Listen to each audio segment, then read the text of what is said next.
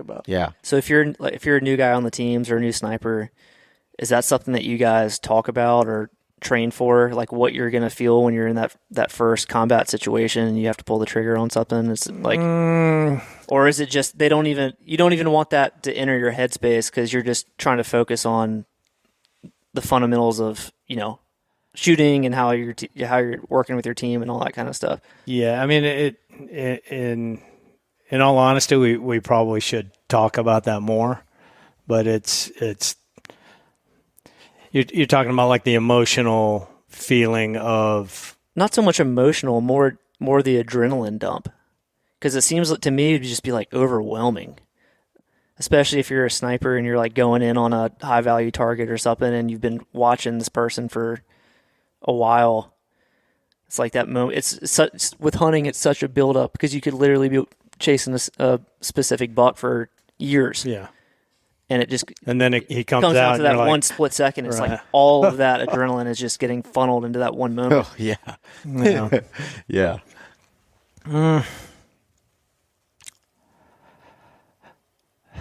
I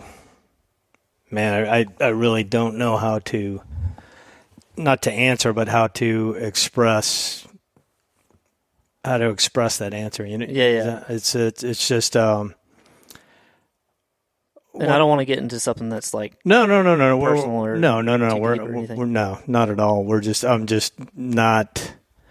It's just not coming to me how to answer that question. Yeah. You know what I mean? It's once again, you work. So when you're doing things in the kill house, there's really not that much stress on you. I mean, if you're doing live fire shooting, yeah, you're shooting you're shooting close to each other. Mm-hmm. That there could be dangerous things that happen, but it's not like you're going through a selection. It's not like more induced stress when it's like a selection process. Like going through buds or going through selection for development group, super high stress. Like the only way they can make the stress higher than what they do is to actually shoot at you when you're trying, when you're doing your job, which obviously they can't. But it's the fear of failure. You don't want to fail. It's basically the fear of not doing the job correctly. Mm-hmm. So in selection, super high stress. Once you pass selection, it's training. And in training, there's still stress, but it's not like, you're training to do the job. You're not there. Well, I guess there's always the possibility of getting shit canned if you don't perform, but the stress is not as bad as selection. It's more of, hey, we need to train together to be a group, to be a team, to get this mission done. So there's